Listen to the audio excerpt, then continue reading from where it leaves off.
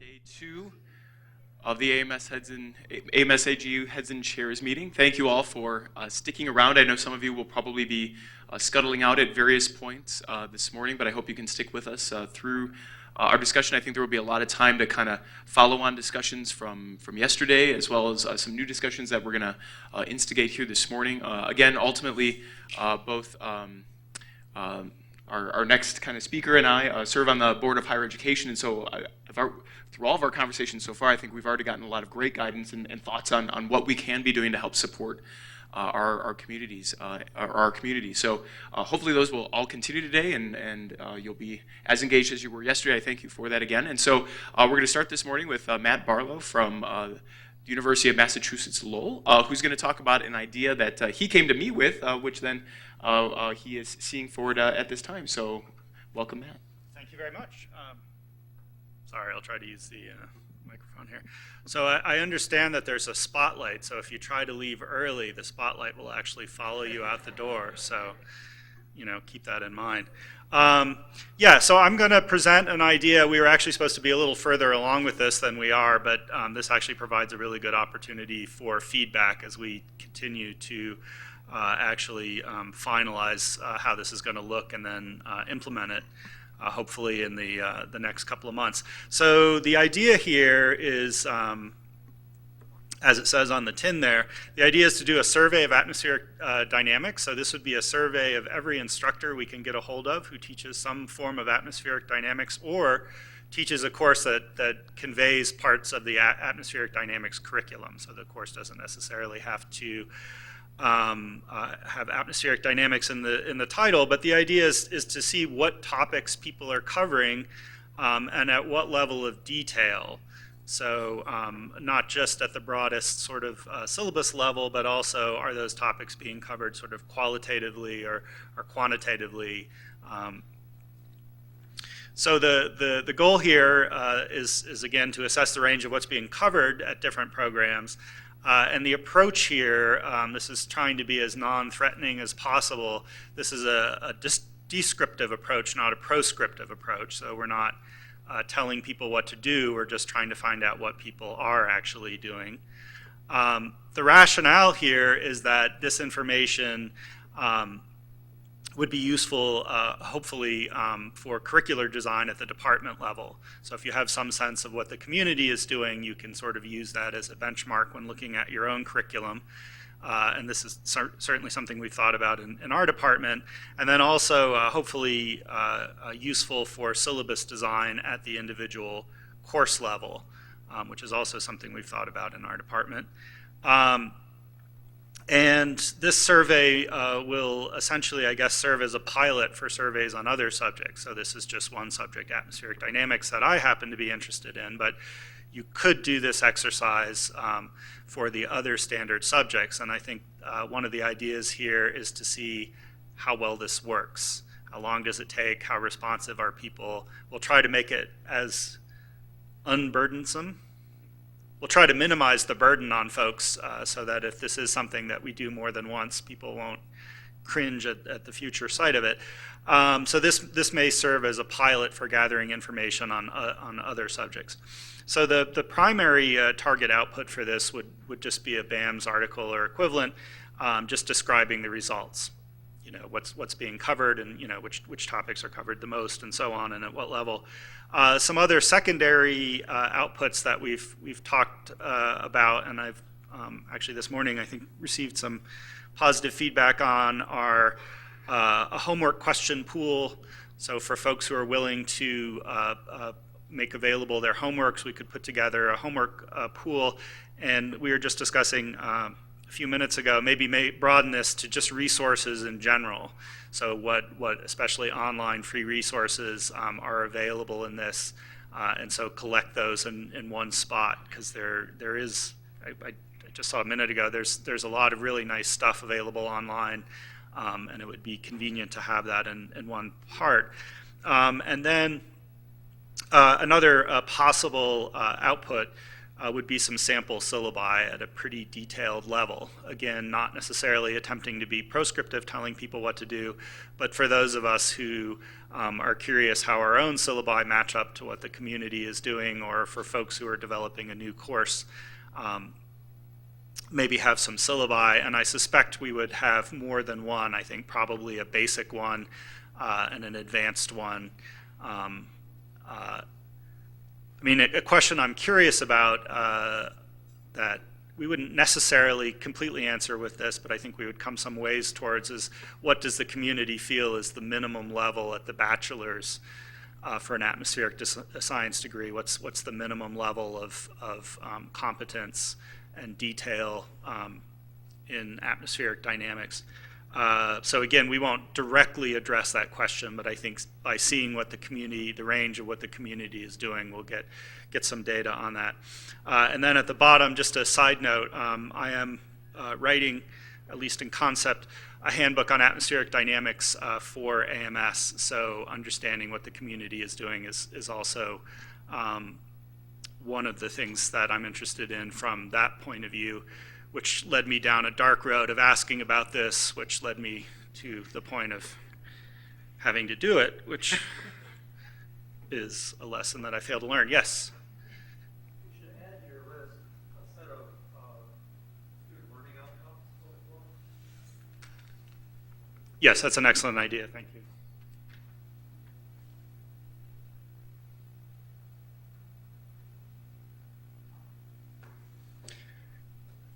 Okay, so just to be a little maybe provocative, so here is the current AMS statement, the current AMS guidelines that are, this is basically, I pulled out the part that's relevant to atmospheric dynamics. So this is a list of topics, you know, with the usual suspects at a pretty broad level here, so governing equations, dynamical balances, waves, disturbances, growth mechanisms, and so on. So this is a very, I was not involved in the process of the statement, but as I understand it, this is a very intentional choice to be broad, and this is a great approach for flexibility. But from my point of view, there's not much guidance here for developing a syllabus, or say separating dynamics in your curriculum into a basic required course and an advanced elective course. You know, obviously here there's no explicit mention of things that you would consider to be pretty standard for atmospheric dynamics. There's no explicit mention of quasi-geostrophy.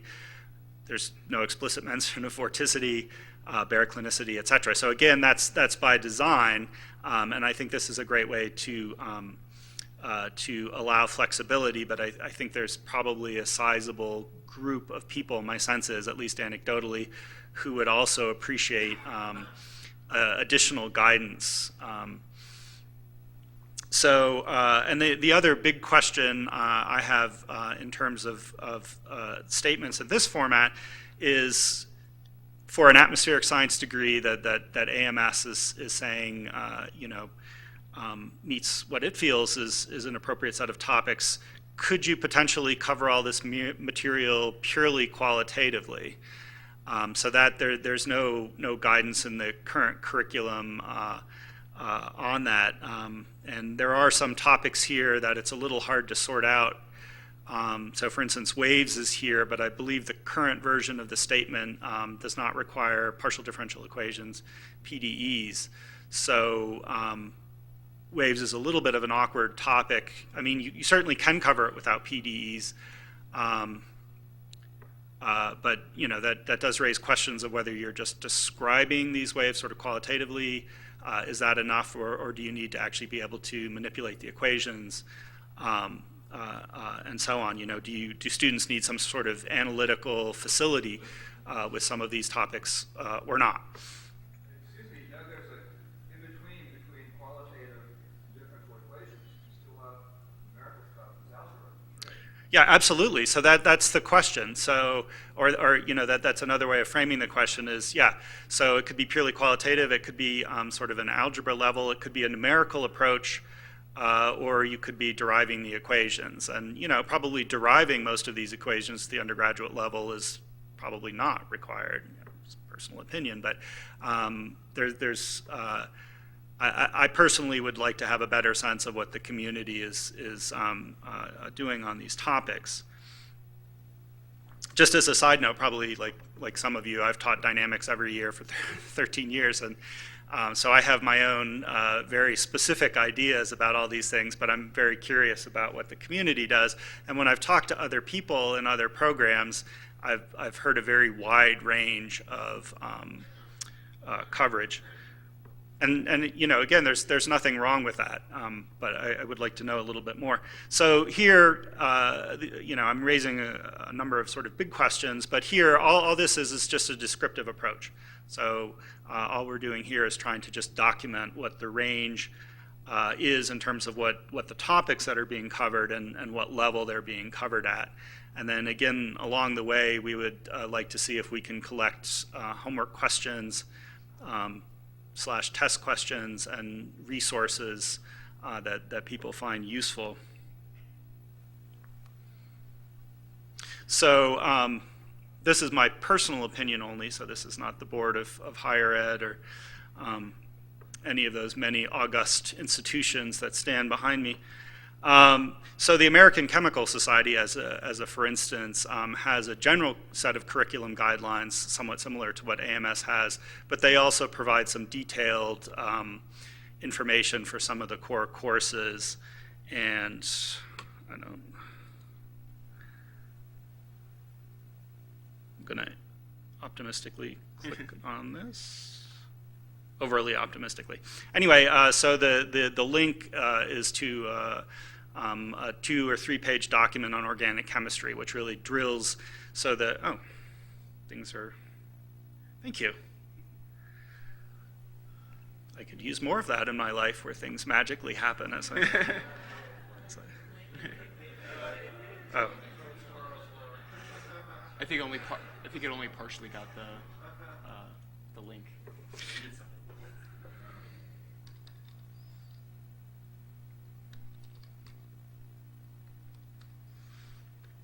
I always think it's wonderfully adventurous to do a Google search in front of a group of people. My classes always love when they do that. I'm pretty sure that everything is set on safe search, but anyway, I don't know how much time I want to spend on this particular piece of it because it's just an example.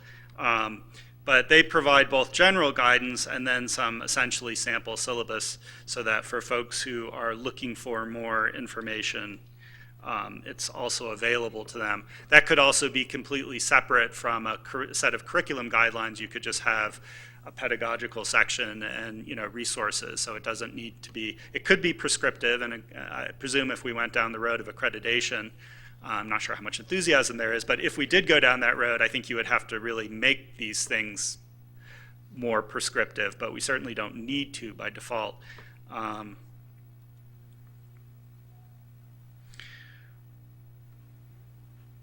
Yeah, nothing is, I'm going to... Okay, so there's this kind of broad outline, and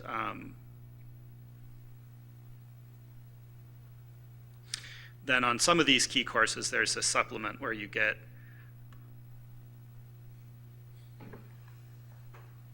half of. There we go, thank you. Then you get this much more detailed, and this is the sort of thing that when I'm evaluating my own syllabus or we're looking at our curriculum, this is the thing that the level of detail that I would find more helpful. And I think the goal with the survey is to get a feel for, at this more granular level of detail, what's being covered and at what detail it's being covered. All right, so we want to have time, I think, for some discussion on this. If you have thoughts or feedbacks or are dying to be directly involved. So I think I will leave it there, and this will magically, I'm sure, go back to the PowerPoint. Because I think that was the only, statement I had. So if there are any comments or questions or suggestions, we have time for that. Now, you're saying this is basically for related courses to dynamics.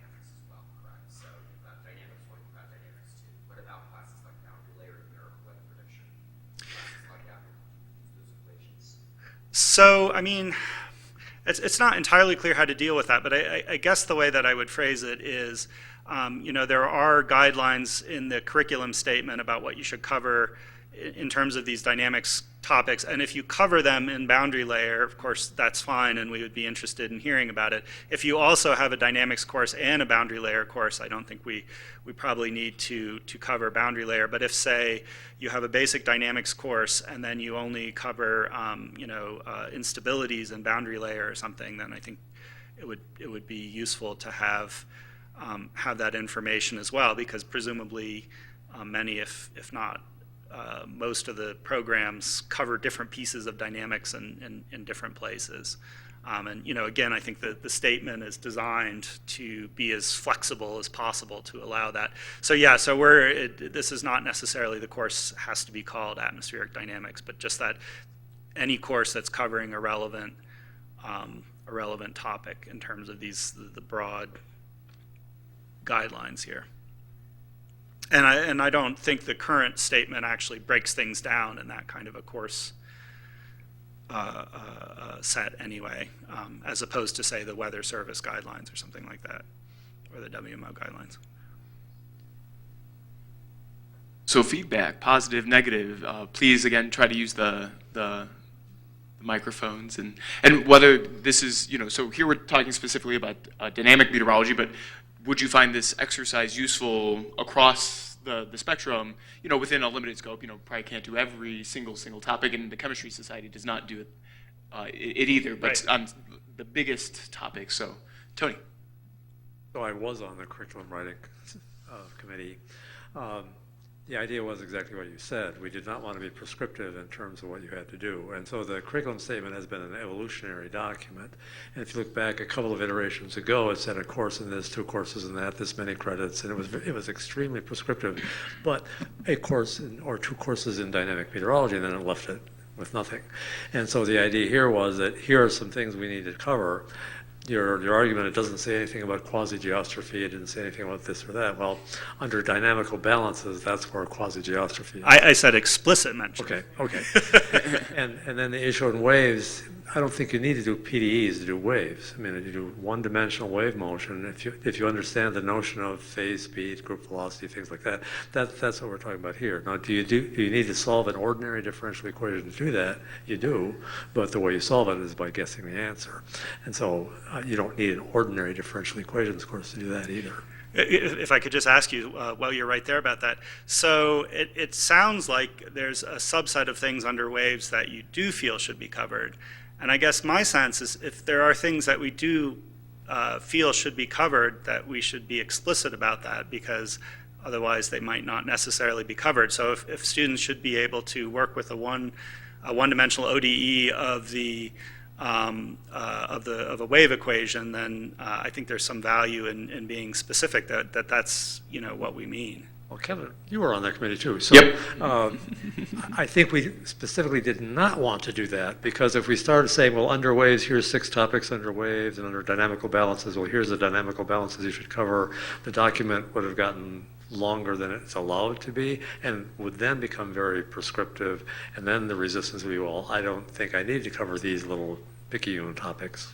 So. Right. So I guess I'm sort of, and we're getting into the next step, but I guess I'm sort of counter-proposing not so much changing the curriculum document, which I like its flexibility and broad nature, but maybe providing additional materials like sample syllabi, because I think I think that smaller level of detail, because I think there probably is pretty good agreement about most of those smaller things, that next level of detail, I think, I at least, just speaking personally, I would find it useful to have that. It's too tall. You know, yeah, I'll do that. I could have done the rock star thing. Yeah. So I am on board with. I have the same thoughts as you just expressed, that it's not about changing the guidelines, that it is good to have the flexibility in the guidelines, but I think it would be extremely valuable to have extra materials. I don't know, you can call them best practices, resources, with syllabi, with sample of how far you go into specific topics, with homework assignments, with online resources, apps, applications, animations. This will be especially useful for those starting to teach dynamics, who have probably been taught in a more traditional, dry way. And I know that for the past, I don't know, 10 or so years, I've been trying to make the class more interesting without losing the rigor. But I could definitely benefit too after a decade from seeing what others have done that is interesting and useful. So I am eager to see where this goes. Roland Stell, UBC. Getting back to the suggestion for learning goals, really focus on those learning goals. For example, are you aiming this course for bachelor's students who are not planning to go on to grad school, but people who are going to work for the Weather Service, or people who will work for the weather company? You know, the Weather Service, they never use differential equations in their life on a job there. And so think about, you know, what would you be embarrassed about as a professor if your students were out on the job with the weather company and knew or didn't know something about dynamics? And I think you'll be surprised that these students don't need to know a lot of equations. They need to know the concepts behind them, maybe understand relationships between terms, but they don't need to derive them, those sorts of things. You really should focus on learning goals and what you'd be embarrassed about if your students didn't have that background. Thank you for that. Yeah, we'll definitely keep that in mind. And I actually teach with that embarrassment factor in mind, because I had a student once who, near to or right after graduation, couldn't remember all the forces acting on a parcel of air. So I always make them chant, what are the forces acting on a parcel of air? So if you're going to know one thing when you graduate, you're going to know that and the difference between a total derivative and partial derivative. And if you forget those two things, feel free not to mention the name of the program.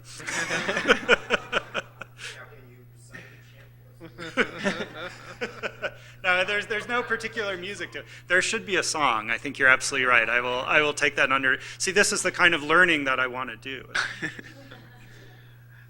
Good morning.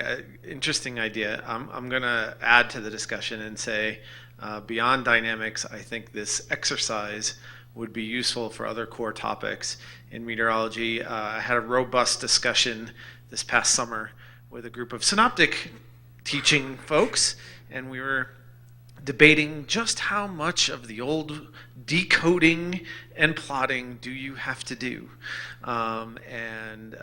It was a very interesting discussion with a lot of points of view. So getting a sense of the range of what is being done and how it's being done, I think would go beyond just dynamics. And a further suggestion for the AMS Board on Higher Education, and maybe anybody who's running the Education Symposium. You're volunteering to serve on the board the next iteration, just by the way. No. I'm all tied up with Packer. But they've been rotating.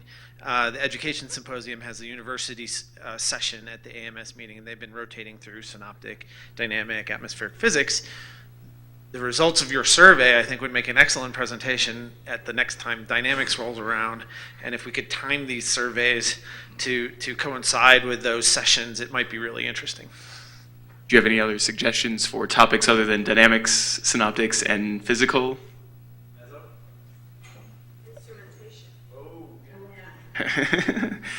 The topics are going to balloon. I see the future in front of me.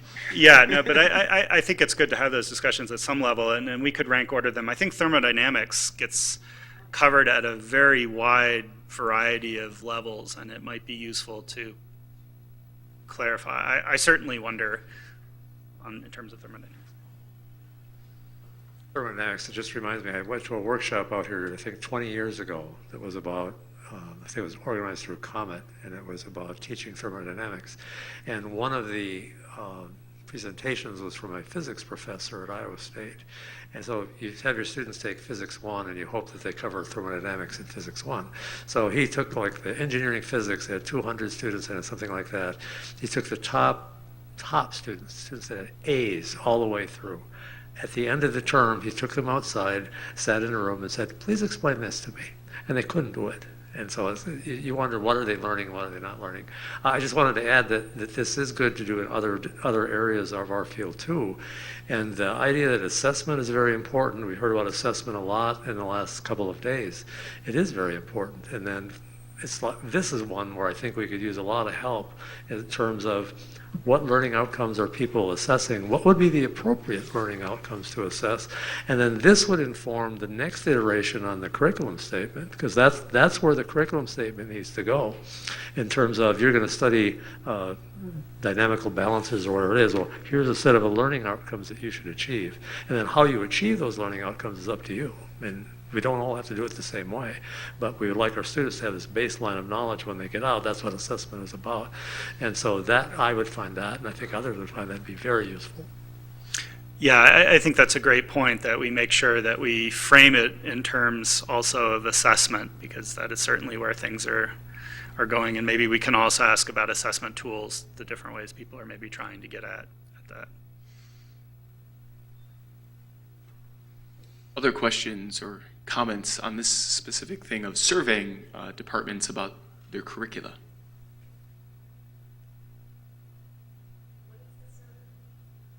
When is the survey going to be? I think we were supposed to finish it in August, as I recall. I was maybe purposefully vague about which August. So I hope that it will go out in January or February.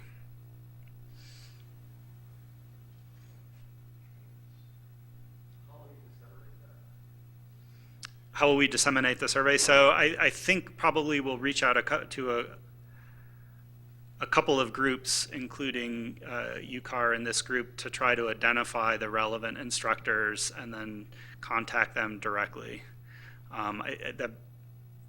We'll, I think, try to do that a little bit iteratively, because I don't think it's so easy to identify. For a lot of departments it is, but I think that there are, for instance, some programs that aren't in UCAR but still teach, dynamics. So we want to reach as broad a group as possible. And actually, in terms of a listserv, that may also be a nice resource once we get that group identified on this topic anyway. Rich? Yeah. At Millersville, our junior sequence is the Dynamics 1, Dynamics 2, Thermodynamics, and depending upon where people are in their math sequence, it could include cloud physics and precipitation processes, and then, of course, an atmospheric radiative transfer. I would say that the way we approach this, and I'm not really sure that this is the best way, which is why I'm bringing it up, is very, very quantitative, to the point where I think that it would be hard to distinguish between how we approach it on the junior level, because the math prerequisites are pretty much, through Calc 3, ODE. And if you walked into a graduate program, I don't think that there would be much distinction. What worries me, and we talk about this, exhaustively, is a conceptualization and contextualization of the material, so that when a person gets into my boundary layer course or synoptic meteorology or something else, or you just ask a question, what about this particular phenomenon? They could probably derive the equations and show you exactly what it's about mathematically, but whether they understand it conceptually and contextually is another thing. And so we're working hard to make sure that follow-up sequence of courses that fall on the junior level, where the junior level of prerequisites for this follow-up sequence of synoptic, climate dynamics, mesoscale, boundary layer, whatever electives they're going to take, that those courses there are they're quantitative too, but they also have to have that, this term in the equation. I'm real big on this is, okay, here's this term in the equation. This is what it looks like mathematically, but what does it really mean? And so I'm really happy that you're doing this, because I think this is going to help us shed some light on being able to resolve that, and how do we balance that, Anyway, I just throw it out there. That's where we are, and I'm not really sure I'm satisfied with the way we do it, but it's been the way we do it for a long time, and our students are graduating and going on to graduate school and doing okay. So I guess there's something to be said for that. So.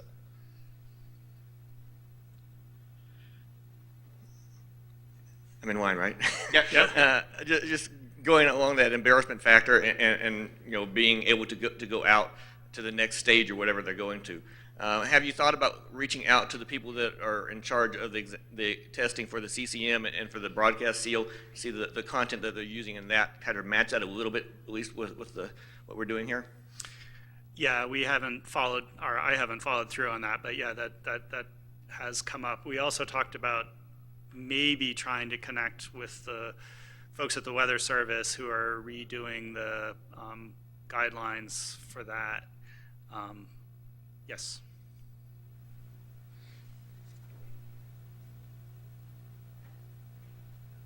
Like I say, at Wisconsin, we do something a little similar, but what we did many years ago is we moved the dynamic sequence back to the junior year, and then we used the senior year for more synthesis-related classes where we use those dynamics to learn something. And whereas they pick up basics into dynamics, what they typically do is take synoptic or mesoscale in the senior year. I teach the mesoscale, and what I do is I try to integrate dynamics and thermodynamics and physics of various types, like cloud physics. I try to integrate it all together for them to build up a conceptual idea of what's going on with the weather. And interestingly, over the years, I've been teaching this for like 30 some years. Over the years, I've always relied on hand analysis. Not that I care whether they plot the maps and do all those mechanical things. I just assume they get a plotted map. What I want them to do is apply their reasoning from the dynamics classes and the thermodynamics classes and draw a consistent weather map that looks to me like a fluid. If they draw bullseyes and circles, I say, you don't have any clue on what you're drawing here. And they use this ability to take what's in their mind and integrate it and draw a consistent weather map of the way the fluid flows, using things like entropy, potential temperature, and temperature, and wind and momentum, and try to move those things around on these weather maps so that they demonstrate a fluid that's physical and obeys the equations they learn. And then what I do, after they draw one of these maps, is I have a defense. They have to come into the office, my office, TA and student, and they have to explain to me that weather map. Every little wiggle they draw, they got to explain to me physically how that relates. If they can't do it, I send them back and make them work again. And in doing that, they eventually get the idea of what weather really is. And they never look at a weather map coming off an electronic medium again the same way, because they see in their own minds the equations of motion and the thermodynamics. They see it. And so that's my idea and the way it should be taught. Great, thanks. Clark? Yeah. Just had a quick comment. One thing I've found when teaching dynamics to students is to follow up on conceptualization and contextualization is approximation. I mean, what's important, what term is important, what's not. The exact answers are far less important than approximate answers, and that's, so to teach that, it's always been a challenge, and that's. So I guess kind of dovetailing off of Rich's comment and some of what Greg was saying, actually I'm going to pull this out here. I think it would be useful to know across programs just how much of this is covered more quantitatively, more mathematically in dynamics courses, and then how it's covered more qualitatively or application-based in other courses. So for instance, the way that I teach synoptic meteorology, I cover a lot of the same topics that are in our dynamical course. We had to sit down and figure this out because our dynamics instructor's on sabbatical this year, and he was surprised to see just how much overlap we have there. But I'm really emphasizing the applications and understanding the things that Greg was talking about, how the analyses on a map are governed by the equations and the theory. And so I suspect there's a lot of this in synoptic and mesoscale classes, and even if it's not the goal to say, oh, well, we have this here, here, here, here, and here, but just understanding where in the curriculum dynamics lies beyond just quantitative and derivation-based aspects. So just a quick comment. I agree with pretty much everything that's been said here, but I do have a slight editorial comment that as a convective cloud dynamicist or a mesoscale dynamicist, I bristle a little bit at this being called dynamics because exactly what we teach and what we teach at Illinois, what we taught at Purdue, is synoptic scale dynamics. And I think we should be clear about that because we have a separate course on mesoscale dynamics. We have 2 courses on atmospheric dynamics, but in reality they are synoptic scale dynamics. So just for what that's worth. Yeah, that's a great comment, and something I've struggled a little bit in terms of, well, I guess it's sort of laid out in what we have on the board, but yes, thank you. I want to follow up on that, and also, going back to Rich's comment. Fundamentally, our dynamics is more of a foundational course. We have just a graduate level, but basically we cover the governing equations, and then dynamical balances, instabilities, waves, and that's it. And then we have separately cloud physics, thermodynamics, and those are foundational courses. For all these more applied courses, for instance, for the mesoscale, you really need to have thermodynamics. So you need that foundation, as well as the basic dynamics. So all these other courses that are listed there, are topics that are listed there, are separate courses: clouds and storm dynamics, synoptic mesoscale dynamics, general circulation. For general circulation, you need basics of radiation, for instance. So we don't see those as parts of the dynamics course. They're rather applications, and that's where the students really see the linkage between these different processes. Yeah, I didn't mean to imply that everything up here is what I would consider to be atmospheric dynamics, more that I sort of tried to pick out the piece of the statement that seemed most broadly applicable. But yeah, I would agree that, cloud physics is not what I would put under dynamics and things like that. Yes. So a lot of what's up here is applications, not basic dynamics. All right. Well, I would love to take the whole morning talking about this, but we have another topic before. Actually, I don't even know if we have a break this morning, but okay. Before the break, we have another topic which we are splitting into 2 parts.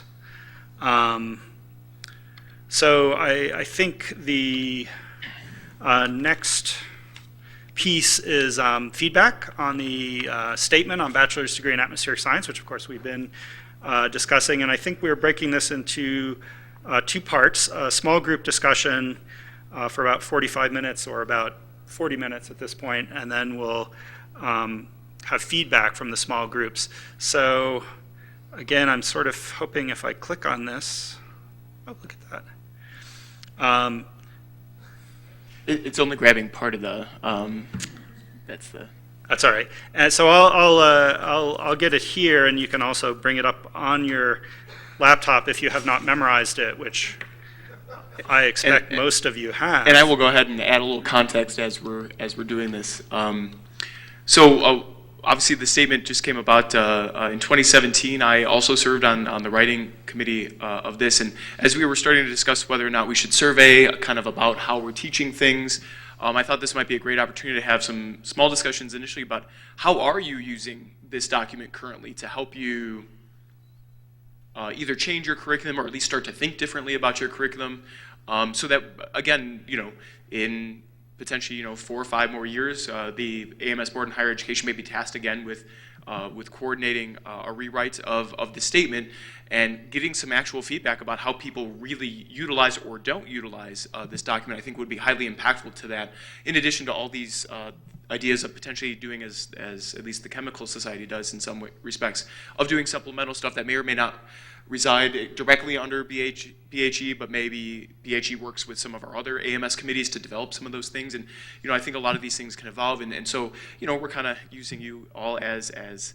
folks who theoretically interact with this more than the typical faculty member may do so, to kind of gain some of that feedback and some of that context. And so, in addition to that direct feedback, this idea of surveying departments puts onus back on departments to respond. And we used to have a thing called the AMS curricula. How many of you remember that old, the big, yeah, okay, so there's still a good number of you out there. I remember it. I remember being a student and having it in the department. Well, that's gone away after it went online because we stopped responding as departments. And so the other aspect of the feedback that I think would be really crucial for this morning is what might be a sustainable way to do that from your perspective. You don't have to have all the answers, but is there a certain mechanism that you feel might work better than others in order to kind of sustain some of these things? Because I think we want the feedback. I think that's been pretty clear from this morning's discussion so far, but it's hard to sometimes sustain that and figure out how to do that that's not intrusive on your time or your colleagues' time as well. So I think that's the other aspect of the feedback we would like back, so we can get at some of the other career issues and stuff that we were even discussing yesterday in this idea of surveying and getting feedback from us. And again, I don't think AMS is going to be doing this alone. I think with some of our new partnerships with the physics and stuff like that will enable some of these things, but just want your feedback on that and on that as well. So kind of a free-form discussion at your tables. Feel free to move or change tables if you want, if you're a small group of 2 or 3 and want to get in a larger group. And so we'll give you a good half hour to discuss all those kind of topics, anything else that kind of comes up, and then we'll kind of report back before having our morning break. Okay? Questions about the process? All right, great. We'll kind of be mingling around, seeing where things go, and if you have any questions, just let us know.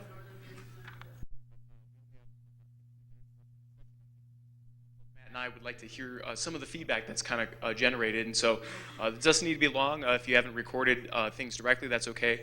I think what we're looking for is maybe 1 or 2 things about how the current curriculum statement has either helped you start to revise your curriculum, or at least think about your curriculum differently. Maybe one opportunity that's still laying out there for a future statement iteration. And then about getting this feedback from departments, whether it's on curriculum matters in general or just information about like numbers of graduates that used to appear in the AMS curricula kind of setting. So any table want to go first? Rich, great, thanks. I need to be the spokesman for our table, but I'll just sort of share what we were talking about. We like the AMS guidelines for a BS degree in meteorology and atmospheric science. I just as a little aside, I find it interesting that we in the statement use synonymously meteorology and atmospheric science, whereas recently Penn State separated that. They are now no longer the Department of Meteorology, but they're the Department of Meteorology and Atmospheric Science. Yeah. So, sort of interesting, but not even really sure what that all means, but yeah. Just brought it to your attention, that's all. But anyway, we had a really good conversation about everything under the sun, I think that the way we use the guidelines is, and Roland had I don't know if Roland here, he may want to bring his own perspective to it. But the way we use the guidelines is, they're revised, let's say. So let's suppose a new revision comes out. Probably like everybody, you check your curriculum against the revisions. Are you already conforming to those things? If so, we probably don't spend a lot of time thinking about it anymore, other than to make sure that every prospective student's parents know that we conform to and exceed or whatever you want to say. If there is something that has been added, we don't expect that anything's going to be so added in such a significant way that we would have to do a major revision of our curriculum. Don't expect that to happen. But if something's added for the good of the cause, that we think that this particular topic, then oftentimes, then we'll take it very seriously, and we'll ensure that we would incorporate that into maybe a lecture or two or a week or whatever's necessary, build that into the syllabus, and probably not look at it again. And then we just went on to talk about sort of our programs and, 4-year versus 4.5-year, 5-year, what are the prerequisites, and I guess it's probably beyond the scope to bring that up. But I guess did I capture us, Greg? And Roland said, I don't know where Roland is, but he had an interesting perspective because being from UBC, they don't, they're a Canadian institution, so their guidelines, there's Roland, their guidelines are the WMO guidelines, but he actually likes the AMS guidelines for the reason that they're not as prescriptive, which I thought that was very telling. The WMO guidelines go into infinite detail about what you should do here and there, how to change your socks and everything. Yeah, I think I mentioned to this group over here, if you want to have heart palpitations, go ahead and look at the WMO. Yeah, right. And I don't know if you want to add to that, Roland, but I just found that was sort of an interesting perspective coming from outside the United States, that their institution likes the AMS guidelines the best because they're not prescriptive. Hey, thanks. All right, another group. If you don't have something different, that's okay. We don't need to belabor the point, but especially on some of the feedback-related stuff. So we talked about a few things that were similar, but something else. First of all, we do like that there's a list of topics and also a specified number of faculty and kind of the minimal requirements of those faculty. We think it's helpful when we're talking to our administrations. Another thing that we've used a lot is the capstone experience. So we actually revamped our, what used to be a senior thesis course is now a senior capstone course, and we followed the guidelines pretty closely. And then one thing that we thought we would like to see, most of us agreed that having something that's, I don't want to say prescriptive, but just more detailed in terms of what sorts of things should be covered within the undergraduate curriculum, and maybe even having like a matrix of like different tiers. So some concepts that absolutely should be covered, some concepts that, hey, it would be great if you could cover this, or optional or something like that. We thought that would be helpful, not just to make sure that we're covering everything that we need to be covering, but also so that we can it helps us to kind of avoid redundancies, just so that we have some sort of guideline when you're sitting down with your faculty and identifying the concepts that are covered in the courses. Anything?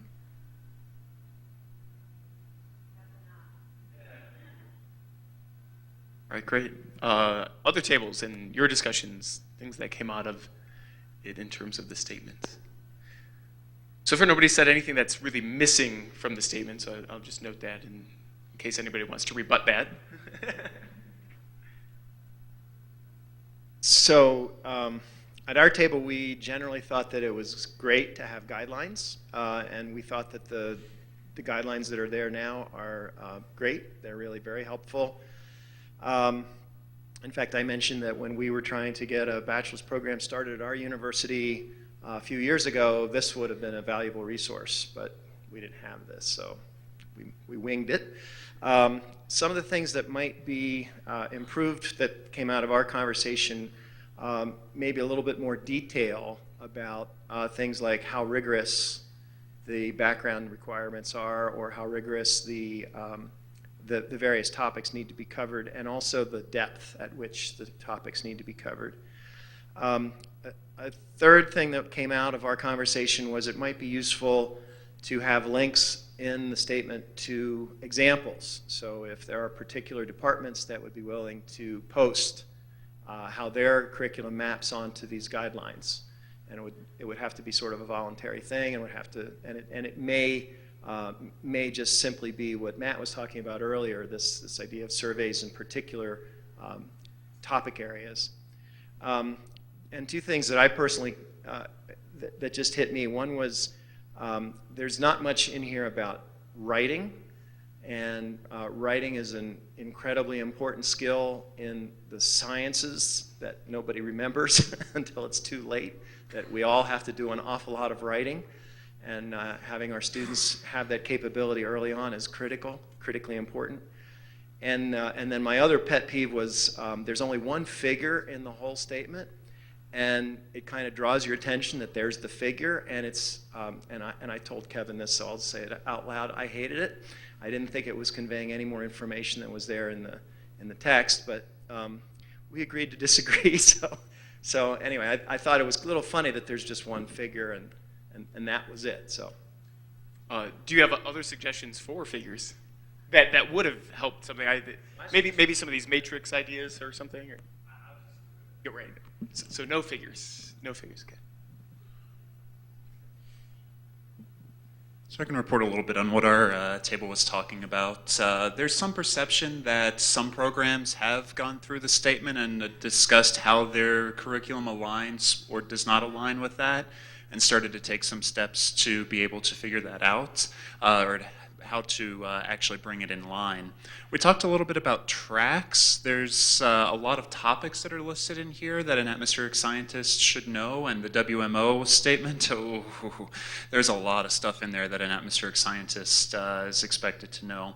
But one size does not necessarily fit all in terms of a particular curriculum, and so some institutions in our group are considering tracks, and other institutions presumably do have tracks, but it's not clear whether that should fit in with this statement or be outside of that, what the intersection is there.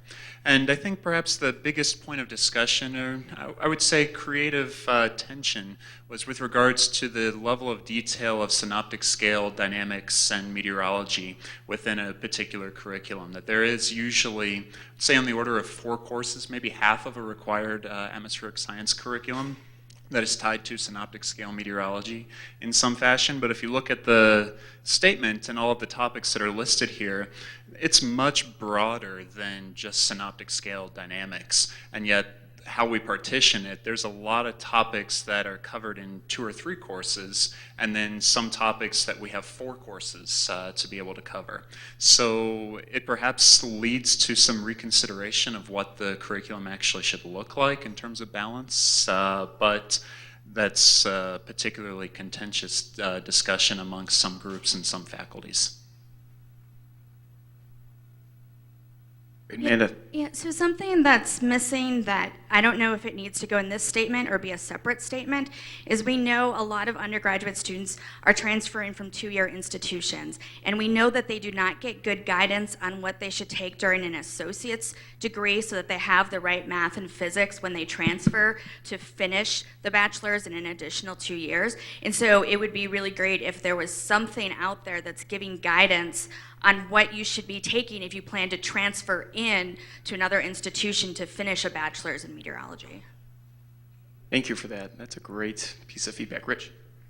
Yeah, I think that's really important. And most universities, I would imagine, Amanda, have articulation agreements with their community colleges that are feeders to their universities. And in those articulation agreements, we pretty much specify that these are the courses that a person should take if you want to come in and major in meteorology. So in some ways it's being done, but it's not explicit.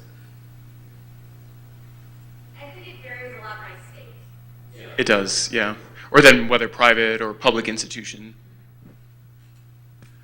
I love this opportunity. It depends on what you can predict. You have to be able to predict where they're coming from.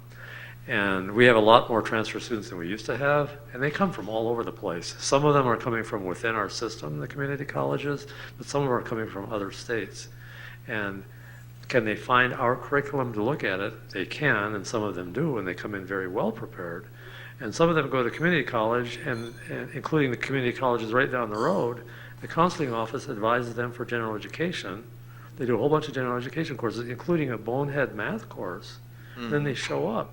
And yeah, I had one this year. She showed up and said she has 70 credits, and somebody in our advising office said, oh, you only need 50 more credits to graduate. Therefore, I should be able to graduate in 3 semesters, right? I was like, you're in college algebra. You're not going to graduate for 3 years at least. Right.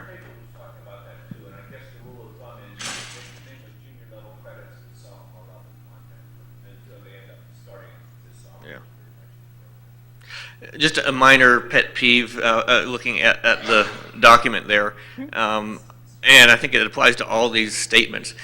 It would be really nice and helpful as a standard if these were available in a PDF instead of us having to print it off there, and it comes out different standard depending on the system you print it from and so forth.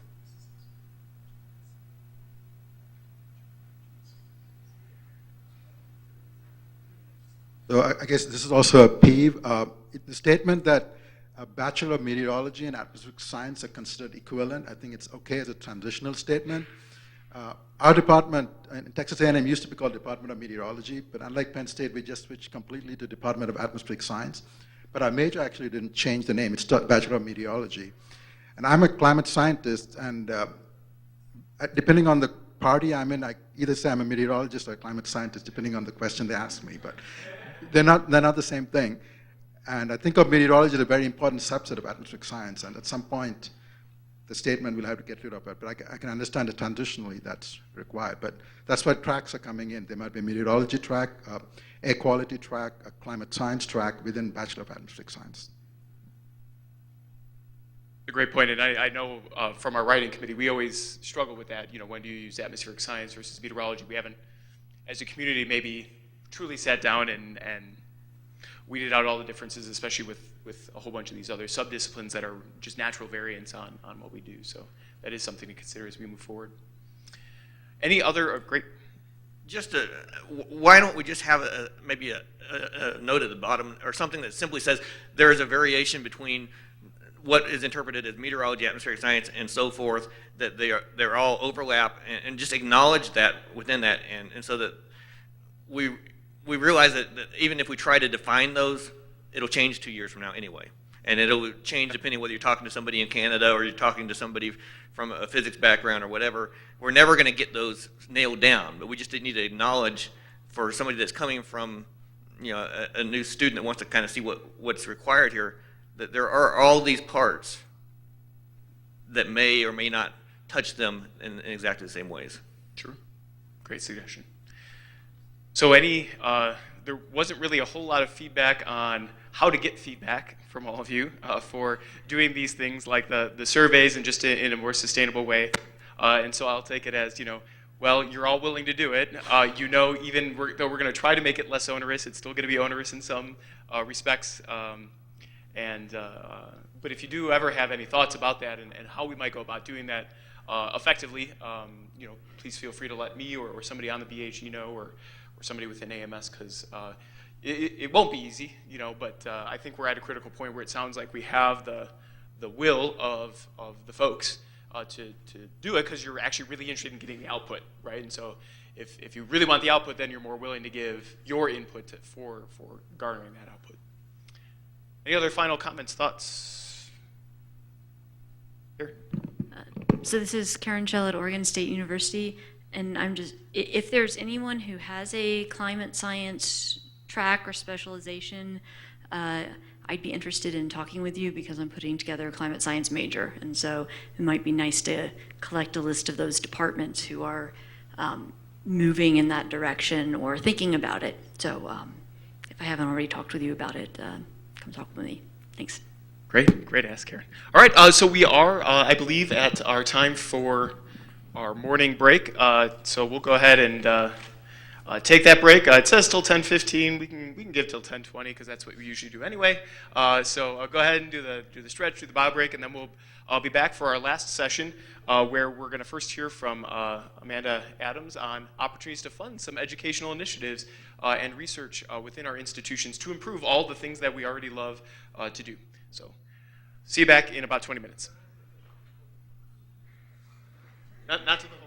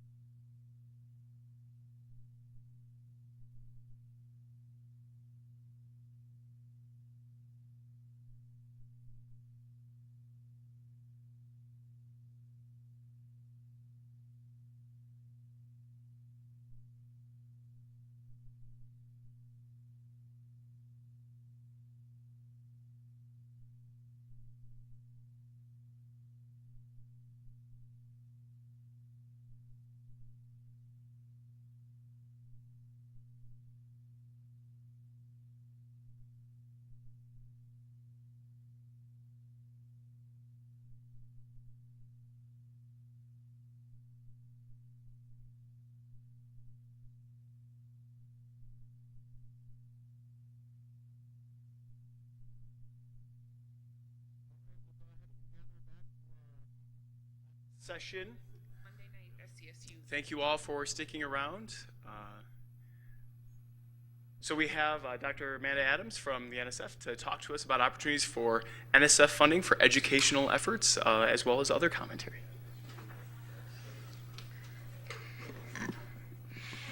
So what I'm going to show you guys today is kind of a quick snapshot of various opportunities. It's not the only opportunities, but it's ones that I'm familiar with, that I also, a lot of them know that the atmospheric science community is not taking use of these opportunities.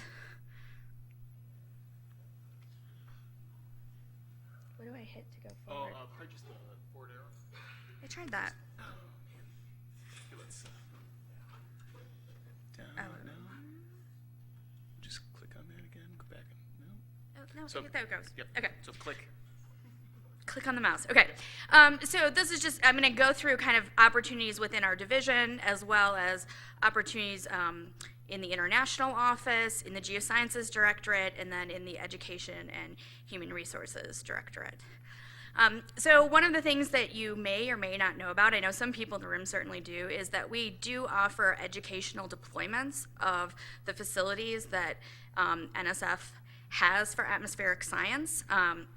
There's the link to where you can request those. I would say we have several universities that utilize this really well, and then the vast majority of universities don't ever utilize this. We have even sent the Dopplers on radars to Hawaii. I mean, we've sent aircrafts to Pennsylvania. I mean, you can request any of the facilities for an educational deployment.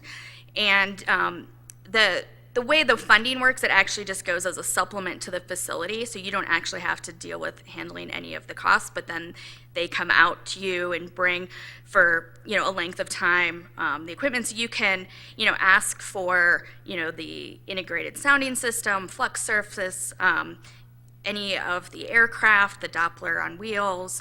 So there's lots of different instruments that you can request to integrate them into, a course at some point for an educational deployment. So research experiences for undergraduates.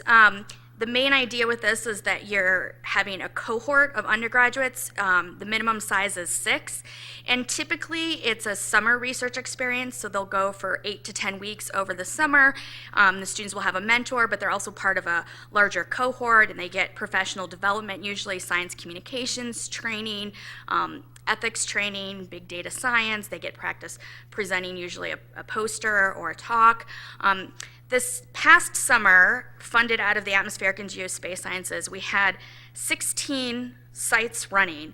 And for those sites, they got 2,044 applicants. So that's how many students wanted a summer research experience, and the sites could only host 168 students. So there is under 10% success rate. It's around 7% success rate to get into an atmospheric science REU, and that's in part because we don't get very many proposals for REU sites. Here's the list of the sites that we currently have that's funded out of the Atmospheric and Geospace Sciences division. There are a couple on here that have an asterisk: University of Alabama, Huntsville, University of Michigan, also Texas A&M. The reason those have an asterisk is those universities actually have more than one site that's funded out of the Atmospheric and Geospace Science Division. So there are some universities that are capitalizing on this in a very large way, while there's others who aren't really participating at all. Because ideally, I would not want to have a single university having multiple sites, but there isn't enough pressure from other places. And then I just wanted to show you, because I think it's interesting, how the gender has changed over REU sites. So in the last couple of years, we now have in Atmospheric and Geospace Sciences, participating in REUs in the summer, there are actually more female students than male students participating in REUs. And then also, one of the things that's been a change of REUs over time, a lot of people think of them traditionally as an experience that students do between their junior and senior year is kind of preparing them for graduate school. But actually, we have, at NSF, there has been a push to get students involved in REUs much earlier in their career. And you can actually see that in the data that now less than half of the students participating in REUs are going into their senior year. So the majority are actually at earlier stages in their career. So other opportunities within the AGS division, educational related workshop proposals. So if there's something that you want to have a workshop on that's related to education, you can contact me about that. Just to give you an example, if you were at the members meeting, you might have, one of the breakout sessions that Heidi Santola from IBM was running was talking about work the energy sector is doing to try and figure out with academia what skills are needed for graduates coming out of meteorology degrees to be employable in the private sector. And so there's going to be a workshop next summer that AGS funded to bring together academics and the private sector to have honest conversations about what skills need to be, and also for the private sector to understand that you can't just snap your fingers and change a curriculum, so to think of ways that we can actually integrate those skills into a curriculum in a meaningful way. And then also I just want to remind you that career proposals are supported by all of the core programs within AGS, and they all have an educational component. So another place that you can get some interesting educational things funded is from the international office, and they released a new solicitation for international research experiences for students, and there's 3 different tracks to this. So the first track is for either undergraduate or graduate students, and it's basically like doing an REU at an international location. So it might be like a summer experience for a couple weeks that you bring a cohort of students together for. There's also a track on advanced studies institutes, and these are meant to be intensive short courses for graduate students that occur at an international location. An example of one that actually related to atmospheric science that recently got funded is, if you're aware of the field campaign Relámpago that's happening in Argentina starting very soon in the next couple weeks, they actually got funded to have a graduate short course that's occurring in Argentina with Relámpago. And they took applications from students from all over the country, even though it's CSU that's running that program. And then the third track is on new concepts in international graduate experience. And this is a little different because this isn't just short course, this is about prolonged experiences. And it doesn't have to be a single institution, it could also be a professional society, and it's setting up opportunities for students to have long-term collaboration and almost immersions in international locations. So if you have a lot of collaboration with international partners, this is opportunities that you could build long relationships for graduate students to go and study abroad and do research. So within the Geosciences Directorate, one of our main educational programs is the Pathways into the Geosciences, and it's under the IUSE umbrella. IUSE is improving undergraduate STEM education. For this year, the letters of intent have already passed, so if you didn't submit one, you'd have to find a partner of somebody who already did, but we anticipate that this program will continue in future years. And there's really 2 main tracks to this. The first is the extra track, and the idea with the extra track is that these are activities that enhance a traditional undergraduate curriculum. So it might be things like helping students get a bunch of internships, it might be additional research experiences for your students within your university. Sometimes it's a lot of people will propose certain types of field trips and better connections with industries or different workforce things. One of the things to note about the extra track is that R1 institutions aren't allowed to be the lead. So R1 institutions can partner on an extra track, but they can't be the lead institution. And this is in part because things like doing research during the academic year we think should already be occurring for undergrads at an R1 institution, but it's the community colleges and the primarily undergraduate institutions that might be more challenged and need resources for that. The impact track, which is the second track, and any institution can be the lead on that, is meant to help students at transition zones. So these are proposals for activities that help students transfer either from high school into college, from 2-year to 4-year, from 4-year to workforce, or from 4-year to graduate. So it's setting up activities that support either students or faculty or both. Examples of things that people have proposed is bridge programs from community colleges into 4-year.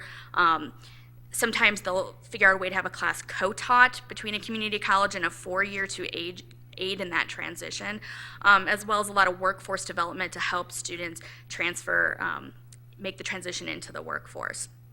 Both of these tracks, about the average size is around 300K. One of the main reasons I'm bringing this up is this program's been running for about 4 years now, and I would say over that time, atmospheric science has been less than 20% of the proposals. So the earth sciences and the ocean sciences, they are all over this, and we see very few proposals from the atmospheric science community. So this gives you just kind of for both of these the overall idea on goals with geopaths, is we're really looking to, in both of the tracks, increase the number and diversity of students in any of the geoscience fields, as well as preparing students for their careers. And then we're also looking for these projects to build and contribute to the evidence base on best practices in education. I will say, this being funded out of the Geosciences Directorate, you do not have to have an educational researcher on the team.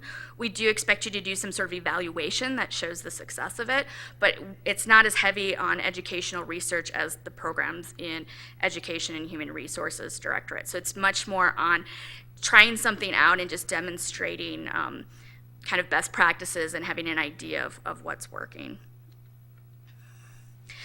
Now, kind of a counterpart to this that's also under the Improving Undergraduate STEM Education program is IUSE in EHR. And so the goals of this program are to improve STEM learning and learning environments, and this is across all of STEM. So when submitting to this program, it's across all of the disciplines that NSF supports. There's also an emphasis on broadened participation and institutional capacity for STEM learning. And the third main goal is to build the professional STEM workforce for tomorrow. So improving the preparation of our students. And there's two kind of tracks within this program. So there's one that's focused on engaged student learning. So these are the studies that involve creation, exploration, and implementation of new tools, resources, and models for education. And the other track is on institutional and community transformation. So this is things that are trying to take innovative approaches and really apply them at a large level to really change the way STEM is taught and how learning occurs in higher education. And to give you an idea of the size of these awards, there's exploration and design, and then there's development and implementation. And so the exploration and design are smaller, and there's no deadline for those. You can submit any time. The development and implementation have a deadline in December and are much larger. And there are very few geoscience at all proposals, let alone atmospheric science, submitted to this program. But I will say, as a kind of aside, right when I was coming to NSF, the same week I was offered the job at NSF, I was awarded one of these IUSE ones from EHR. So I work on that on the side, as part of my independent research and development. But I mean, these are large awards. My group got it was $1.7 million, and we just a couple weeks ago got a $200K supplement to that. So there's a lot you can do. However, I will say these awards, you do have to have educational researchers on the team. So on my particular project, we have about half of our team are educational psychologists that actually work with us on the project. But it's actually great when you have them, because you don't have to overthink the stuff. We just tell them what we want to do, and then they tell us certain things you can't do it that way because they won't get any results. And then we say, all right, tell us how to do it. So it's actually a great partnership. Another opportunities within education human resources is for graduate education. So the first one that I use is just for undergraduate, but for graduate, there's two main areas of support. The first is NSF research traineeships. If you're familiar with IGERTs, this is kind of the next iteration of what IGERTs have become. And these are large awards. They're up to $3 million over 5 years to train a cohort of graduate students around an interdisciplinary theme. And they're meant to be causing institutional change and workforce development and really be rethinking how graduate education is done. Some of the differences from IGERTs is IGERTs were only for PhD programs.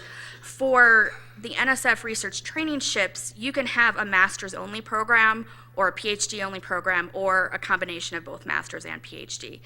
The only caveat to that is with the master's, it still has to be a research-based master's, so it can't be a professional master's. There has to be a research-based.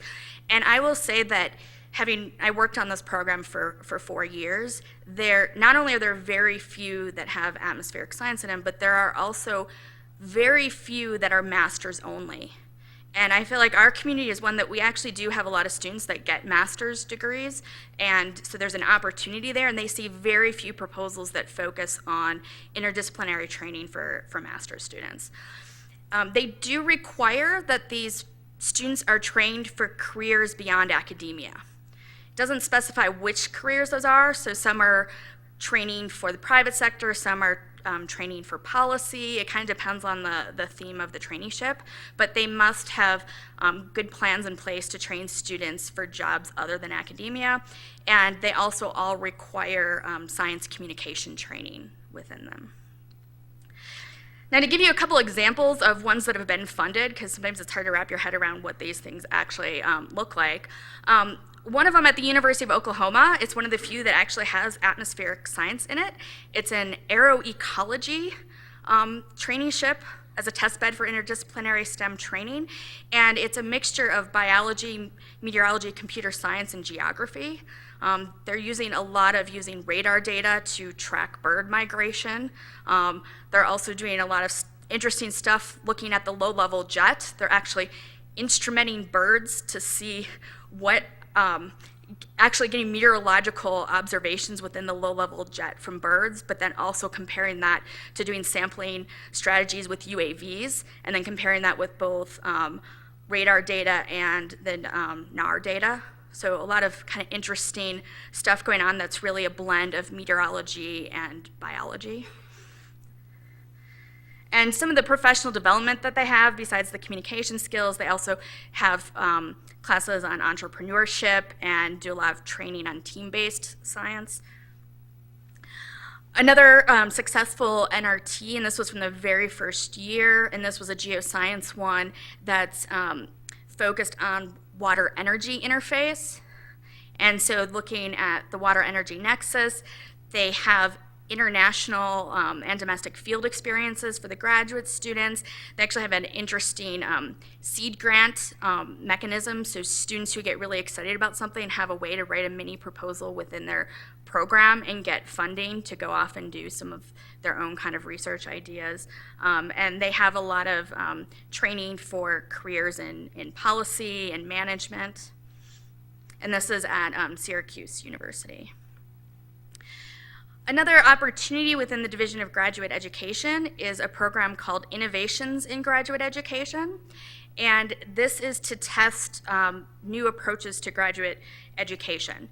So you can think of this, if you have something really different you want to do with a single class, you could propose it in here. Once again, you would need to have some way to measure stuff about learning. So you probably want to partner with some sort of educational researcher.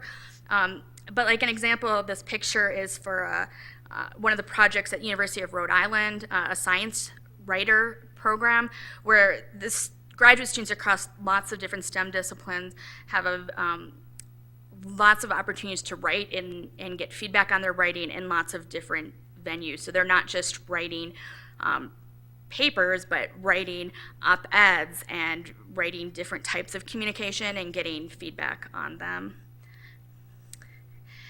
Another example of something that was funded out of this program, Innovations in Graduate Education, this program uses mixed reality professional development. It's to actually teach graduate students on how to teach.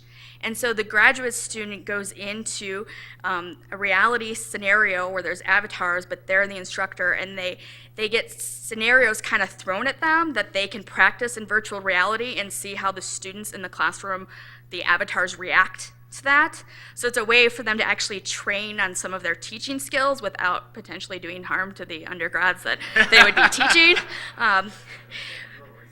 Yeah. So, but I mean, it is a really different way to think about how you are preparing your graduate students for their future careers. So this is something that was funded out of that program. This is at Florida State.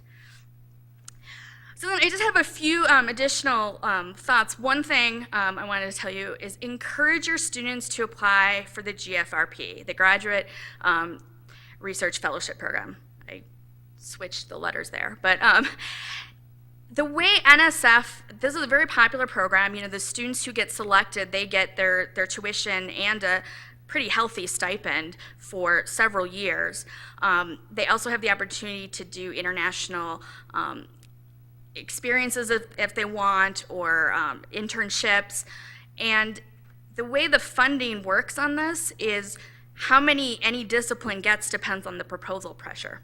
So the Geosciences Directorate gets the fewest number of GFRPs because we get the fewest number of applications. And within the geosciences, the atmospheric science community gets even less than the other geosciences because we get the fewest number of applications for the GFRP. So if you have students, and they can be applying when they're a senior undergrad, and it transfers to whatever university they want to go to, encourage them to apply. They do have to talk about what research they want to do, but these applications are evaluated just as much on the research they want to do as who they are as an individual, what their career aspirations are, why they want to go to graduate school. So they don't have to have it all figured out. Another thing that I want to mention is, well, we have lots of opportunities to fund educational things, and participation from the meteorological community has been very small, but I also hear that at times educational publications and grants don't count. And so I can't do anything about that, but I would encourage the community to really think about what values we're saying when we don't allow people who want to pursue this to do so and have it count towards tenure or annual evaluations. The other thing I would say is the atmospheric science community is behind most other disciplines when it comes to disciplinary-based educational research. We heard Donna talk about that yesterday, and I think that's part of the reason a lot of these opportunities we're not making use of. And then the last thing I just want to say is we're always looking for reviewers for educational programs, and especially if any of these interest you, let me know, because sometimes sitting on a review panel forum is the best way to have an idea of what might be a successful proposal in that program, and I'm happy to suggest people to review for any of these. And I think with that, I will take any questions that you may have. Questions? Rich. Hi, Amanda. Thank you for that. I keep on hearing about the atmospheric sciences being the ones that are submitting the least number of proposals for these opportunities, and why? we're all, does anybody know why? We're all interested in this money. We're all interested in opportunities for our students. Is there something about us that... You know, I don't know. I will say, as much as I'm saying we submit the least, my colleagues in the geoscience educational research will say, since I came to NSF, there's more because I keep telling everyone they have to be submitting to these. But I mean, I think part of it is we, even within the division of atmospheric and geospace science, my position is not that old, and it was only created a couple years before I came, and then it was people rotating in and out of it. So we haven't had, even within AGS, a long-standing person advocating for these types of things. But, you know, and I will say to any of you, even though I don't work on all of these programs, if you're not sure which program is the right fit for your idea, I'm happy to have a conversation with you and help you try and figure out which one and help you navigate the system, because I think sometimes that's one of the hurdles, is people can't figure out which one is the right one.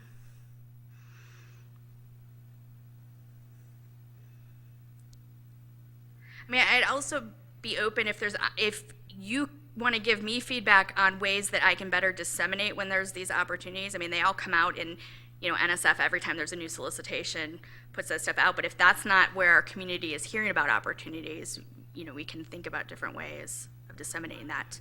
I think now that you mention it, though, the level of interaction that has significantly increased since you've been involved. So maybe it's a term, maybe you've had to sort of pull us in a little bit, and maybe it'll be a little bit of a turnaround now. I don't know. But I don't recall if you go back, 5 to 10 years, I don't recall NSF, EHR, AGS coming here and really talking about these kinds of opportunities. Maybe I'm wrong, but I don't recall that. So thanks, anyway. So you have my attention on the REU programs. What's the probability of success? What's the success rate for those grant proposals? Just out of my curiosity. That's a good question. So there's different ways you could look at the success, right? Because there's the amount of money people propose and how much I spend, and then there's the number of proposals and how many get funded, right? So I would say, well, some people in the room will know I really negotiate budgets quite strongly so that I can fund as many sites as I can. So our success rate is probably around 40%.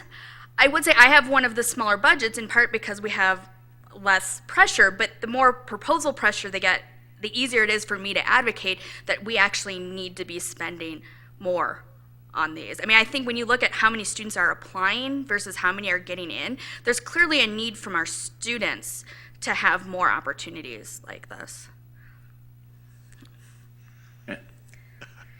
You can tell what's on our minds. So I was going to ask a broader version of the same question. So overall success rates, because it's my impression, for instance, with the big IUSE proposals, that those are very, very heavily competed with pretty low funding rates. I don't know off the top of my head the IUSE success rates.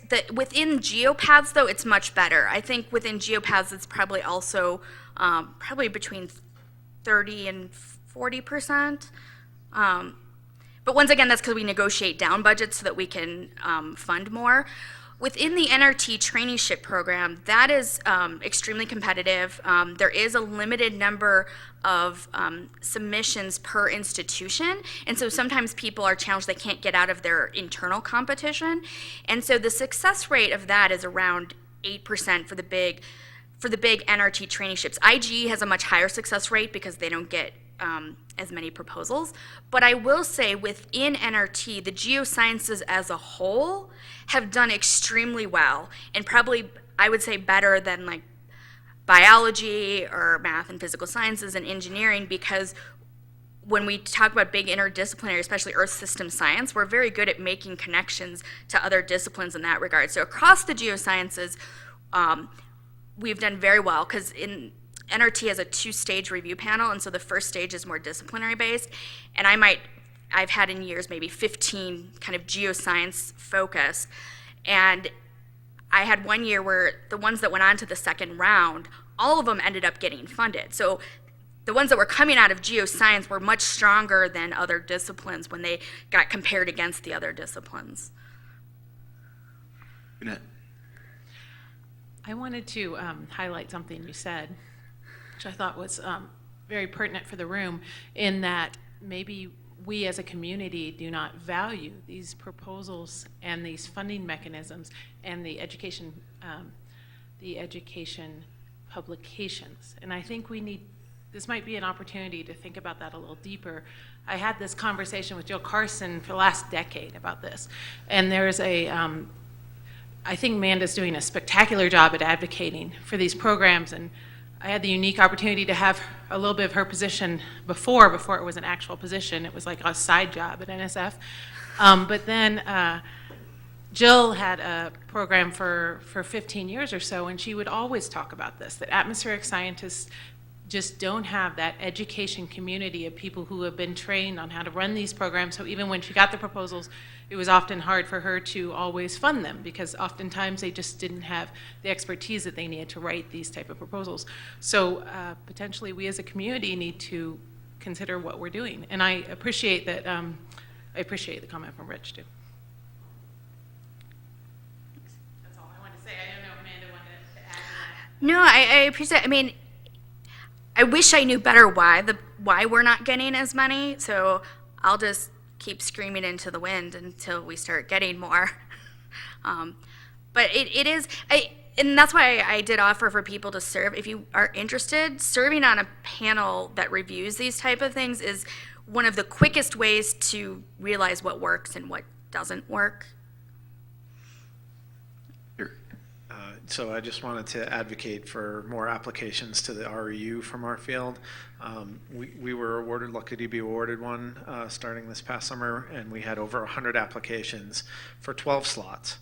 I would just say to many of the people in the room, if you and your colleagues value undergraduate education, having a research experience, a true, super duper summer research experience is fabulous for those. And who better to offer that kind of experience than people who are truly invested in undergraduate education. So I would encourage everybody here to think about doing a proposal. And I'll just say, buried on one of those slides was the fact that first year and sophomore students are increasing in REUs, and ours focused on that. And it was incredible the kind of research that rising sophomores and rising juniors were able to do in a 9-week period. And I'd be happy to speak with anybody offline about our experiences with that. Yeah, thanks, Eric. And I would also add, Eric and Lourdes are a great example of, I'm very interested in different models. It doesn't have to be a big R1 institution doing the model of it's one mentor to one student. I mean, their site is 2 primarily undergraduate institutions, and they have a model where it's 2 students working in a pair with 1 faculty mentor. So sometimes we limit ourselves by we think we know what it is, and you think you don't have the resources, but think of creative ways to do it. This site in New York, City University of New York, their site is actually a year-round site. They do 9 weeks in the summer, but they do 3 weeks in the spring and 3 weeks in the fall because they only recruit from the CUNY system. So there's different ways that you can go about doing these sites. All right, REUs versus RETs, research experiences for teachers. Where is your preference and stance on that? That's a great question. Thank you for bringing that up. So within the REU solicitation, you can also propose research experiences for teachers. And you can propose it either as a component where you have a mixture of undergraduates and teachers. So these would be K through 12 teachers, so people who already have a bachelor's degree, but that they get a research experience. Or you could actually propose it just to be a site that's doing research experiences for teachers. In the time I've been in this job, so in 4 years, I have gotten 1 proposal that included an RET component. So, and it ended up not getting funded. And so I'm very open to that. It doesn't seem like that's another area that we don't do as a community a very good job of integrating with K through 12. Along that line, do you do anything with respect to the GLOBE program? I don't personally, but my colleague Brandon Jones, who's in the GEO front office, he also actually, that was one of the things he was going to send me a slide on, and he didn't, and I forgot about it. So you're giving me good questions. So he does fund things with GLOBE, and a lot of the GLOBE protocols are atmospheric science related, and they need to develop more of them. And so I would refer you to talk to him, but he's also said to me that I don't know why the atmospheric science community doesn't grab onto this more, because there's a lot of atmospheric science stuff happening with GLOBE. Wanted to add 2 quick points. In addition to what Amanda said, I don't know how many of you are aware of the allocation that students can have at the NCAR supercomputer. So students can actually use the NCAR supercomputer Cheyenne for doing research, and they don't need to have an NSF proposal to be able to ask for time on that. So even if you don't have a current NSF proposal, you can ask your students to go ahead and request time, and it's up to 400,000 core hours that they can have. So that's a resource you can have. And also, I've been doing the GRFP stuff leading the GRFP program at NSF for GEO. And one of the major changes that happened this year is that we are limiting the number of times a grad student can apply to the Graduate Research Fellowship Program, so it's only once, and very early in their graduate program. So you should encourage your undergrad students to apply to the GRFP, and they can apply, as far as I know, there's no limitations on how many times they can apply as an undergrad, but once they become a grad student, there's only one chance, and I believe, I'm not totally certain, but it has to be, before they complete their first year.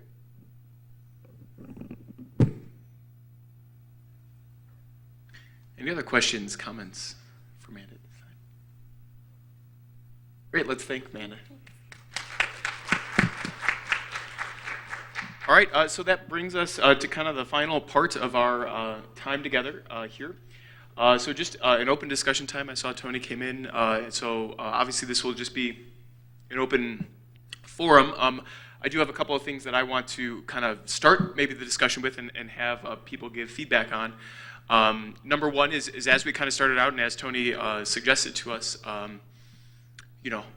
you are all here, this is wonderful, but there are many more of you and many more of our colleagues across the country that are doing similar things, but they're not here and a part of this discussion. And so how do we grow back this base for increasing attendance at the Heads and Chairs meeting? And that this is a biennial event that the AMS Board in Higher Education takes the lead on organizing. However, we always need help in organizing that, and would always love the opportunity for somebody who is currently sitting here, who's been really interested in our discussions, who has great ideas of how we can evolve the practice of this workshop, to volunteer to help with that. You don't have to be a member of the board to do so. We're just charged with organizing it and finding people to organize it. So there will always be at least a member from the board serving on the committee, but we don't have to have the chair come from that committee. So that would be another way to participate. So any comments along those lines or any other lines that have come up over the course of the last day and a half? We are just in time for open discussion and comment. Rich?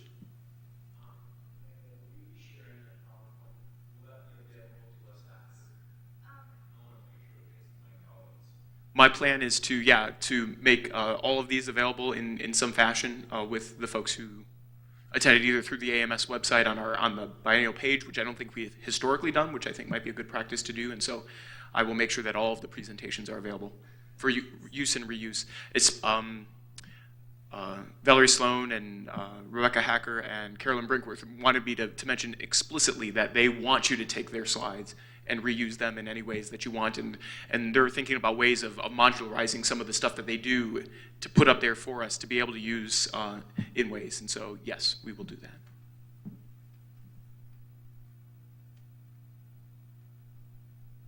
No other open questions or discussion? Tony?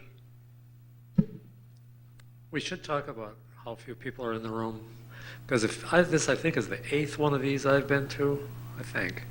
And I think that the attendance has gone down over time. We were talking at the break that we used to have all the doors open in here. And the attendance wasn't as big as the UCAR meeting, but there were a lot of people 10 years ago.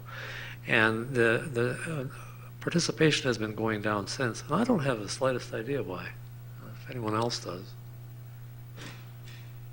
Is it the topics? Is it they weren't reminded enough times? I don't know. I wonder if having departments become more earth sciences, or environmental sciences departments become more, broader, that the dean of my department doesn't have time to come to this meeting. And so it could be that I don't know, are there fewer chairs of atmospheric science departments out there? And maybe the perception of, even if you are in a more mixed department now because of consolidations or whatever, that you don't necessarily need to be the chair of that whole department in order to be welcome at an event like this. Maybe some of just the naming nomenclature is a bit outdated. That limits the scope of what people think they should be doing in kind of reference to that. Aaron? I'm here as a substitute for my department chair, probably one of the younger faculty members in the audience. It has been a really great experience. And so the fact that just head and chairs, we probably should encourage more younger faculty to come to this, because we're not at that position right now, but someday some of us will be. Good point.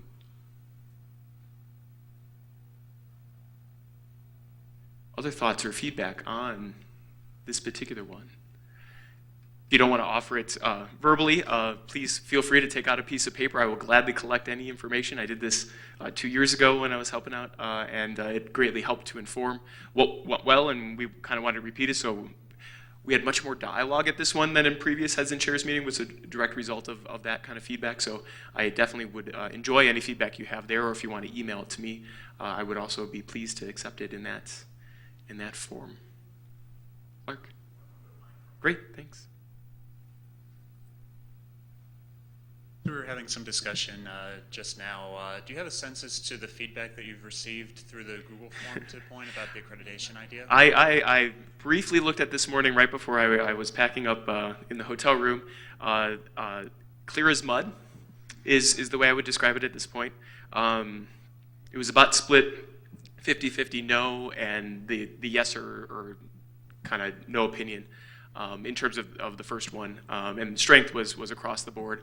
And then I didn't digest the comments fully, but some of them ranged from, I like the idea of kind of the assessment and quality assurance, we're already doing it anyway, but to the fear of what would it mean to do it in this formal of a process, as well as then, what's the case for accreditation? We're not hearing from parents or students at this point that this is something that's desired, and so maybe right now the only forcing is maybe from upper administration, which is, maybe not the best driving force for doing something like that. So in my initial reaction to some of that, I think any further discussion needs to first be on what's the purpose behind it, and who, and more on the stakeholders, like our employers, the National Weather Service. Would they find value in it such that the work that it would be, and the more formal work that it would be compared to our current methods of doing things, would actually be so substantial to leverage? And so starting there in the conversation amongst the community to then step forward from there. Greg? I think times have changed a lot since before, in the sense that we were more of a smaller science driven by the Weather Service primarily, and we were trying to all make sure we had our people qualified to fill out those federal forms, And now it's much more of a broad atmospheric climate science, and I don't think we're looking so much for somebody to tell us what to teach. I think every university has their own strength, and we don't want to be all the same. I think we want to celebrate our strengths, and each individual university produce something that another university doesn't produce.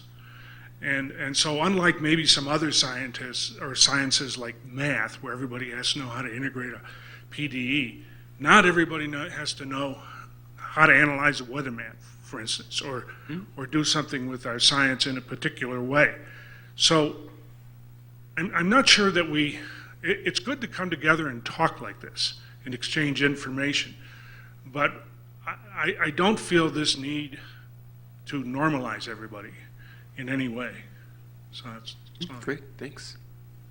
Yeah, and I think that's something that in my short time as chair of the Board of Higher Education, we only have the one statement, right? And definitely this growing increase in the complexity of what either atmospheric science is or the way in which atmospheric science is used within the broader science community and even beyond. You know, where does that all lie and where are we going? And I think that's a really interesting conversation to keep going. So yeah, even aside of specific accreditation. So yeah, thanks. I might just gently push back on that a tiny bit in that as we think about broadening, I'm just thinking of our own program, as we think about broadening our program, we think more about what we need to make, what we can make elective and what's still a core in the atmospheric science. So from that perspective, it's actually even more important for us to have some sense of what the community thinks is the minimum preparation you should have in some of these things. So that, you know, is not in any way to make a one-size-fits-all or every department should do the same thing, but I almost feel like as we get more diverse, it's useful to have some sense of what the core minimum knowledge is. Yeah, and I think then to couple back to what Greg was saying, though, that then we don't necessarily have to do that through accreditation. That just within the society, we can do a better job of refocusing how we talk and organize this information, and as we've discussed then with the survey as well, to provide supplements to get at some of the more specifics. Great. Well. I'd really appreciate it if some of the other committees in AMS would poll private industry to find out what job skills and education are needed. Because I don't think I really know anymore. I mean, I know it's not what it used to be, but I don't know what it should be. And industry is so diverse that we need to see that diverse spectrum. Mm-hmm. And as it was said here, you know, different universities might cater to different parts of the spectrum, but I can't see the whole spectrum yet. Sure. So AMS could really help that way. Yeah, I think that's a great point, especially as we try to think how some of our committees can converse more with each other. And on previous writing committees, there's always at least one, if not two or more industry representatives. But again, that's just such a limited slice. You're getting one or two people and their particular input. And so doing something more systemically might offer a better perspective.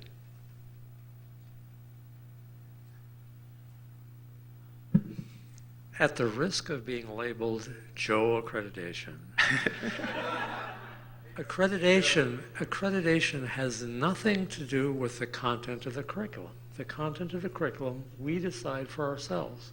If the AMS decides we need a statement for atmospheric science and we need a statement for climate science, that's up to us, right? AMS doesn't dictate the content of the curriculum. They come to the professional society and say, what do you think your graduates should know? And we tell them. They just manage it. They're not telling us, oh, all your programs have to be the same. They don't care. We tell them, this is what we want our programs to have. This is the flexibility we want. And what they do is say, are you actually doing what you claim you're doing? And can you show that you're doing what you claim you're doing? That's what their job is.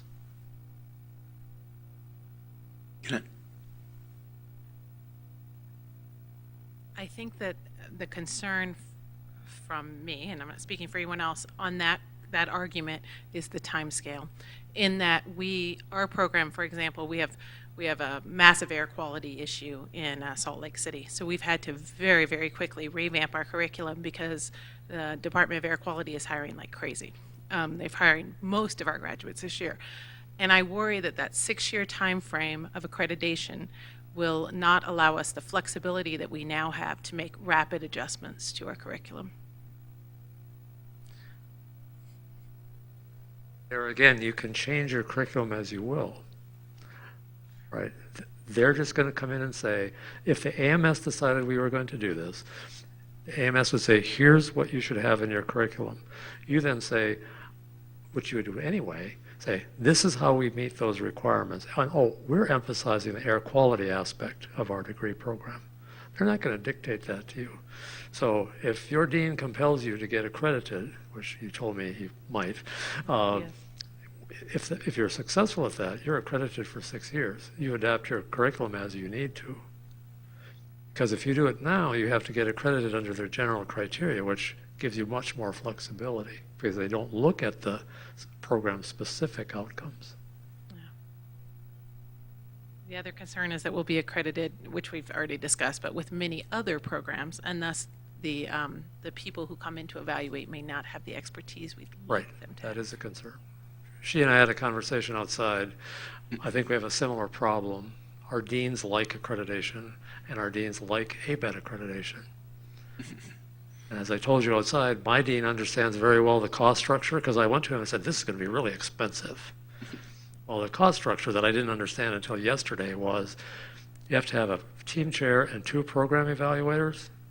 But if there's 2 programs getting evaluated at the same time, you need a team chair and 2 program evaluators. They just need 2 people to talk to each other about what they're doing.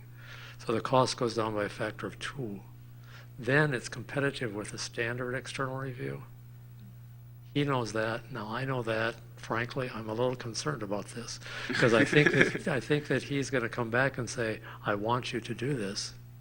And then I'm going to say, what? Yeah, I'm concerned because I think we'll be paired with metallurgy. I mean, we'll be paired with metallurgy. So then you're going to have evaluators who are metallurgists? No. There'd be 2, I may be two, wrong at this. right, I know, There'd be but- 2 evaluators. One of them would be a metallurgist. Who would the evaluator be for an atmospheric science program?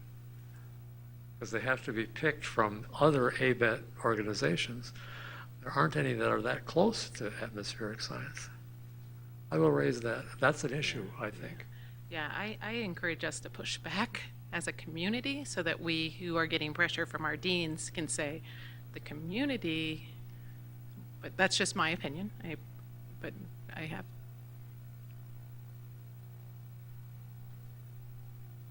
I think I'd just like to emphasize one thing about this. Again, the deans might want this. Do our industry partners want this? Will Heidi Santola and IBM Weather Company hire a student because they came from an ABET accredited program? Is that going to be their value? Do our parents and our students value this? And I think we need to come back around to that and be cognizant of that. If that's the driving force, if somebody wants us to, external partners want to do that, then that might be more compelling reason to do it than the dean wants it. So, just my opinion.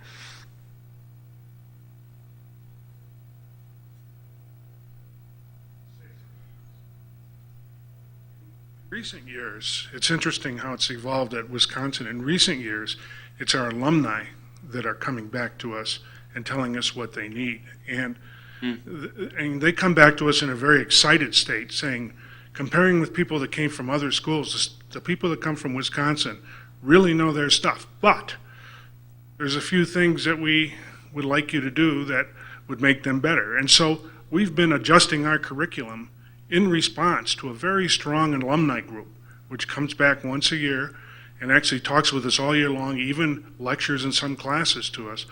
And so we're using that as a guide. And it's very successful at this point. Great, thanks for that.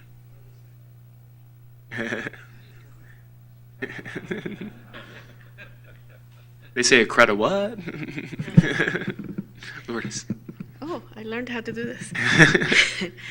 Somebody mentioned the WMO guidelines, which I have only looked at once, but I remember that my thought was, wow, there's no way that we can teach all this.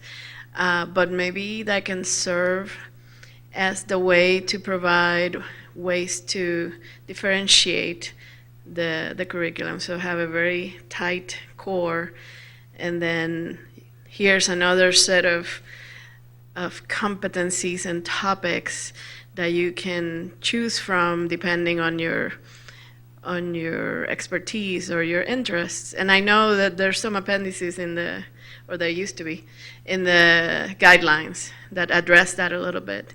But maybe in the world of providing different options, a climate type of degree, forecasting, dynamics type, or whatever, I don't know. Maybe that can serve as a guideline because they already put all the effort in putting that together. Sort of dovetailing from Lourdes' comment and some of the other comments we've had a lot of discussion about what an atmospheric science degree or program should be. What if we flip it on the end and say, what should it not be? Like, are there examples of things that are being called atmospheric science that are decidedly not atmospheric science? And a free market perspective would say, well, those things aren't going to prepare students, and they'll find out that, and those programs and degrees will die off. But to what extent does the free market actually govern that? I don't know. And so it'd be interesting to hear if there's any agreement amongst the group or wider cross-section as to what an atmospheric science program is not or should not be.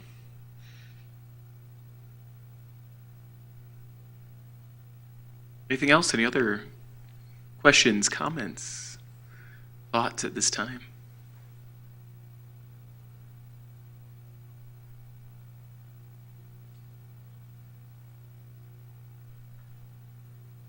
Well, if there's not, then I just invite you to have further conversations before you get going.